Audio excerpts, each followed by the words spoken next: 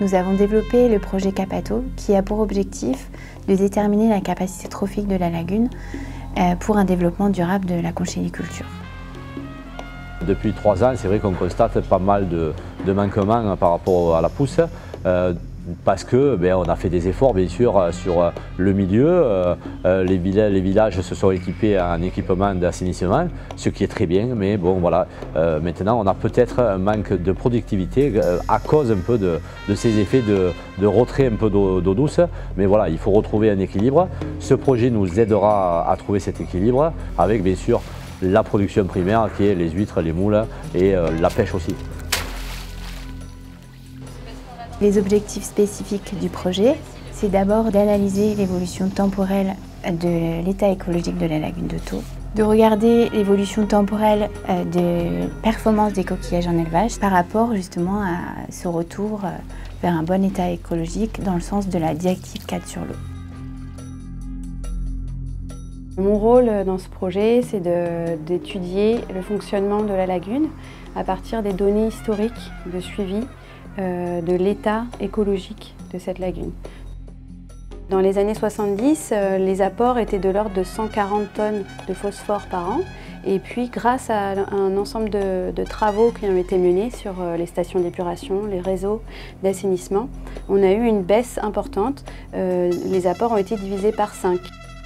Les microalgues, pour qu'elles puissent se développer dans la lagune, ont besoin d'apports nutritifs qui viennent en fait des terres. Et aujourd'hui, on se pose la question, est-ce qu'il y a suffisamment d'éléments nutritifs pour assurer la croissance des microalgues qui sont elles-mêmes derrière consommées par les huîtres? Pour essayer de comprendre la complexité de l'évolution à la fois des paramètres environnementaux comme la température, les apports nutritifs et également l'évolution des paramètres biologiques, on a proposé de faire une étude par de la modélisation qui va intégrer justement la complexité de l'évolution de tous les paramètres et essayer de voir comment l'écosystème évolue en injectant en fait ces données. Ces modèles vont prendre en compte tout ce qui va influencer le fonctionnement de la lagune de Thau. Donc on a un modèle de bassin versant qui va nous calculer les apports d'eau, les apports de matière à la lagune, un modèle hydrodynamique qui va nous calculer les mouvements des masses d'eau dans cette lagune, et puis finalement ce modèle biologique qui va nous permettre de calculer les stocks et les flux de matière entre les différentes composantes de cet écosystème. On est régulièrement en contact avec les conchyliculteurs et donc au travers d'échanges, de réunions, est venue sur la table la question des baisses de productivité. Finalement, en fait, ces problématiques peuvent être transposées à d'autres milieux côtiers français, mais également européens ou internationaux.